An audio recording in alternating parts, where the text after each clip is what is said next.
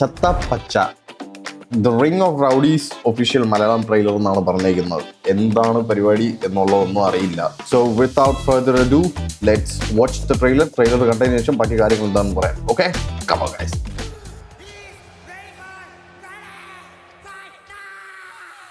അയ്യോ പേടിക്കണ്ട, ഞാൻ പഠിപ്പിച്ചെടുത്ത പണ്ട് വാൾഡർ ഇവിടെ ഓണാക്കണം പറഞ്ഞൊരു പരിപാടി ഉണ്ട്. അമേരിക്കൻ ഐറ്റമാണ്, നമ്മുടെ നാട്ടിൽ ഇറക്കണ കോസ്റ്റ്യൂം കുസ്തിയ. അർജുൻ അശോകൻ എടാ കോസ്റ്റ്യൂം കുസ്തിക്ക് നാടകീയതുണ്ട്. കോസ്റ്റ്യൂം ഗുസ്തി കാണാൻ ആരുണ്ട്? ഇത് ബോക്സിംഗ് ആണോ? എടാ നിനക്കൊക്കെ ഇവിടെ പണിയും ചെയ്ത് ജീവിക്കാൻ പാടില്ല. എടാ കാര്യം നിങ്ങൾ പറഞ്ഞ ഈ പരിപാടി എനിക്ക് മനസ്സിലാവില്ല. സ്പോൺസറിനെ തപ്പി പോകുന്നതായിരിക്കും. നമ്മുടെ റെസ്ലിംഗ് നമ്മൾ പഴയ കട്ടക്കാരല്ലേ, ഒന്ന് പിടിച്ചാലാ.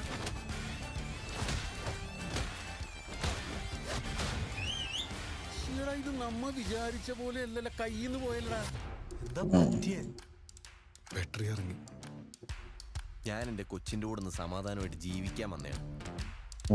അവന് കാശിന് ആവശ്യം വന്നാണോ, ആവശ്യം വരുമ്പോഴത്തേക്ക് അവൻ തല്ലാൻ വന്നാണോ? ഇതാണല്ലോ പരിപാടി.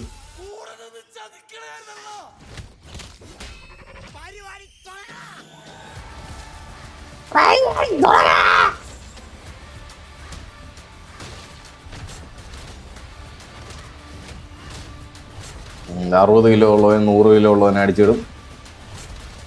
കണ്ടിട്ടുണ്ട്. അമ്പോ ആരത്?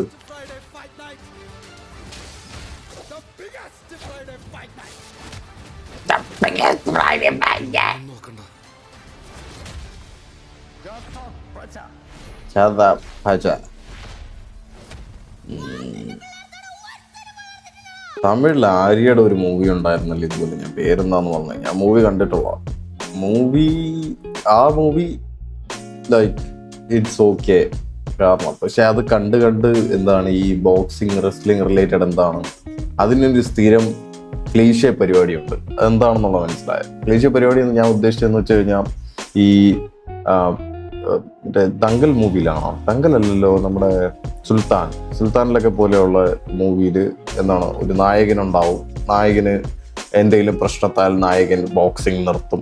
എന്നിട്ട് ആരെങ്കിലും ഒക്കെ പോയി റെക്കമെൻഡ് ചെയ്തതിന് ശേഷം, അല്ലെങ്കിൽ എന്താണ് മകളുടെ മകന്റെ ചികിത്സ ഇങ്ങനെയുള്ള പരിപാടിക്ക് വേണ്ടി നായകൻ വീണ്ടും തിരിച്ചു വരുന്നു പ്രൂവ് ചെയ്യാൻ. എന്നിട്ട് വീണ്ടും പിന്നെ വേൾഡ് ടൈറ്റിൽ അടിക്കുന്നു. ഇതൊക്കെയാണ് പരിപാടി. ഇതുപോലെ വേൾഡ് ടൈറ്റിലൊന്നും അല്ലെങ്കിലും എന്തെങ്കിലും ഒരു ലോക്കൽ ടൈറ്റിലോ അല്ലെങ്കിൽ സ്റ്റേറ്റ് ടൈറ്റിലോ ഒക്കെ അടിക്കുന്ന പരിപാടി ആയിരിക്കും ഇത്. പക്ഷെ ട്രെയിലറിനകത്ത് എല്ലാം ക്ലീശ പരിപാടി തന്നെയാണ്. അത് like nothing new in it. ഇതിനകത്ത് തന്നെ നമുക്ക് ട്രെയിലറിനകത്തുനിന്ന് തന്നെ നമുക്ക് സംഗതി മനസ്സിലാവുന്നുണ്ട്. ക്യാമറ വർക്കും പിന്നെ ഈ എഫക്ട്സും കാര്യങ്ങളും പിന്നെ ആ ഒരു സിനിമാറ്റോഗ്രഫി എല്ലാം കണ്ടപ്പോഴത്തേക്കും എനിക്ക് ആ മൂവിയുടെ തല്ലുമാലയുടെ ആ ഒരു സ്റ്റൈലും കാര്യങ്ങളെല്ലാം ഇതേ സെയിം ഫ്രെയിമിലും ഇതേ സെയിം സിനിമാറ്റോഗ്രഫിയിലെല്ലാം ഇപ്പോൾ ഒരുപാട് മൂവി ഇറങ്ങുന്നുണ്ട്. പിന്നെ ഈ റെസ്ലിംഗ് ബേസ്ഡ് തന്നെ ഇഷ്ടംപോലെ ഇപ്പൊ റീസെന്റ് ഇതേ വൈബിൽ തന്നെ ഒരുപാട് മൂവീസ് ഇറങ്ങിയിട്ടുണ്ടല്ലോ. സ്റ്റോറി വൈസ് ഇപ്പം ഈ പറഞ്ഞതുപോലെ പുള്ളി സിദ്ദിഖിനെ കാണിച്ചിരിക്കുന്നത് പുള്ളി ഒരു സ്പോൺസർ ആയിരിക്കും. പുള്ളി ഇവരെന്തെങ്കിലും ഒരു പുതിയതായിട്ട് ഒരു ഐഡിയ കൊണ്ടുവരുന്നു, എന്നിട്ട് അത് സ്പോൺസറിനെ തപ്പി പോകുന്നു. അപ്പോൾ സ്പോൺസറിനെ കിട്ടുന്നില്ല. എന്നിട്ട് ഇവർ പ്രൂവ് ചെയ്യുന്നു, ഒരു മാച്ച് വെച്ച് എക്സിബിഷൻ മാച്ച് വെച്ച് സെറ്റ് ചെയ്യുന്നു. അപ്പോൾ പുള്ളി ഇംപ്രസ്ഡ് ആവുന്നു. എന്നിട്ട് പുള്ളി ഇൻവെസ്റ്റ് ചെയ്യുന്നു. പിന്നെ എന്തെങ്കിലും അവസാനം ആരെങ്കിലും എന്തെങ്കിലും ചതിക്കുക, കാശ് ചതിക്കുക, അല്ലെങ്കിൽ വേറെ എന്തെങ്കിലും ചതിക്കുക, പിന്നെ അത് പ്രൂവ് ചെയ്യാനായിട്ട് ഒരു നായകനെ കൊണ്ടുവരുന്നു. നായകൻ എല്ലാവരും ഇടിച്ച് നിരപ്പാക്കുന്നു. കാര്യം കഴിയും.